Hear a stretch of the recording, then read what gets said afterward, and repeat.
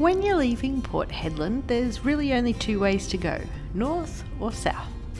The headland is surrounded by vast expanses of flat red earth which slowly gives way to distant hills and ranges the further south you travel.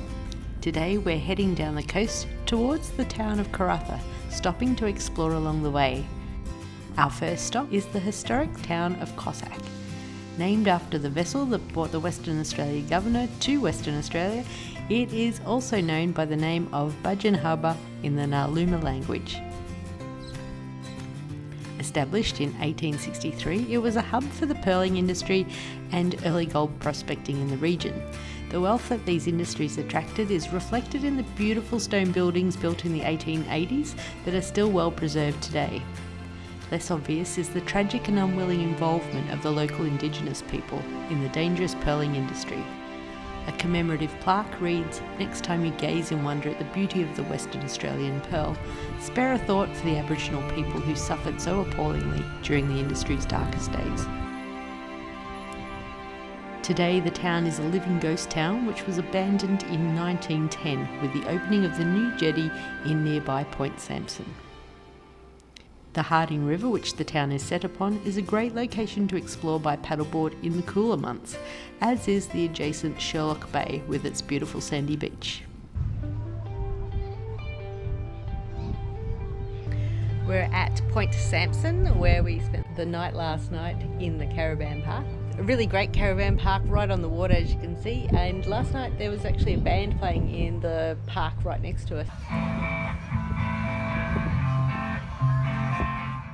Behind me, the water is probably at its lowest part of the tide at the moment. I think this would be a really good place for paddling when the tide's in because it's quite shallow. I know sharks are a huge issue in this part of Western Australia, and it seems that it's typically deemed okay to go swimming in relatively shallow water in areas where there are sharks. I still have a lot to learn about the water here in Western Australia. There's also stonefish, which I'm not used to, and the crocodiles aren't actually as big an issue in these parts apparently, so yeah, a little bit more research, but Point Sampson does seem like it'd be a great place for paddleboarding. You can actually hire paddleboards here too in the season. The historic jetty is a nice shady place to enjoy the coastal breeze on a hot day.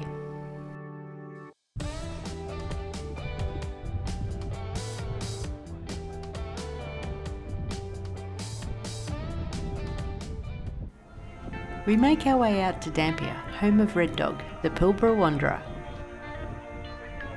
There are a couple of beaches worth exploring along the Burrup Peninsula for potential places to paddleboard. My hot tip would be to check out Dampier's main beach and Harrison's Cove. Both of these are fairly protected, although can still be pretty windy.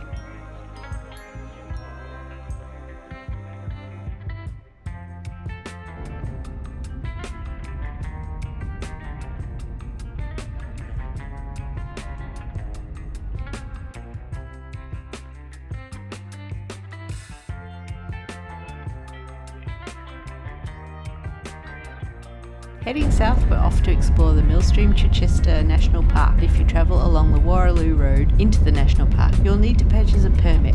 We're in the Millstream National Park at the Millstream Campground, and it's just not far off sunset, so it's starting to cool a little bit. It's been quite a warm day. There's lots of kangaroos hopping about and lots of flies at the moment, so hopefully they'll disappear once the sun goes down. A lovely campground, a little bit warm at the moment, just probably not the best time of year to come, but yeah, certainly if you do, it's worth looking to see which of the campsites have the shadiest condition. These campsites seem to have a little bit more afternoon shade. These ones over here probably have a little bit more early morning shade. The campground is on the site of the historic Millstream homestead, which was built in 1919 on the existing sheep station. It now houses a tourist information centre and a display about the property's history.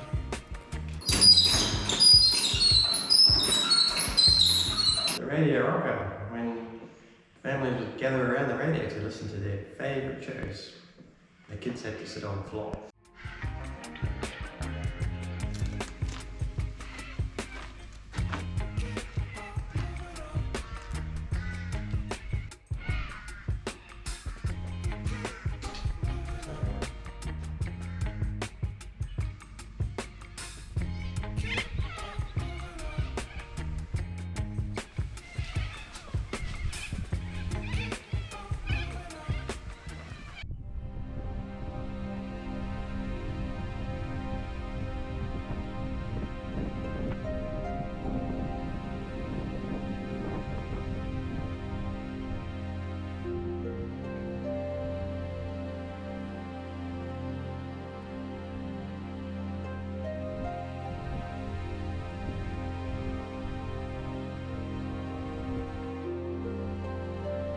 This is Deep Reach Pool.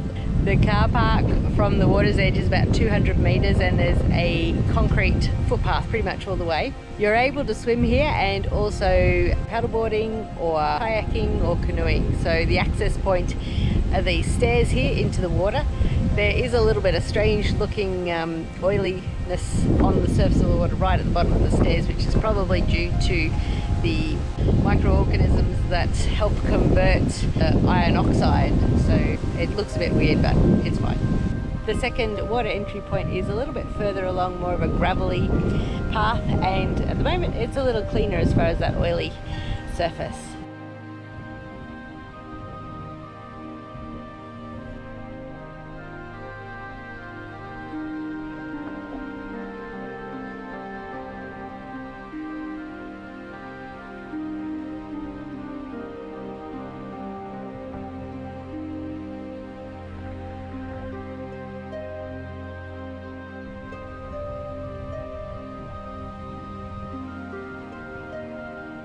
Some of the roads around the park are more suitable for four-wheel drives and are more comfortable to drive on if you lower your tyre pressure.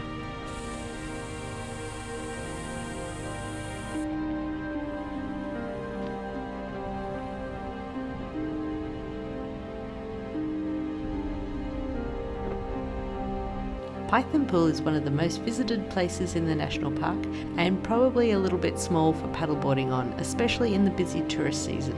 But it's worth coming to have a look and have a swim if you can deal with the flies. Thanks for joining me as we explore the greater Karratha region. While you're here, check out some of these other videos I think you'll enjoy. I'll see you next time.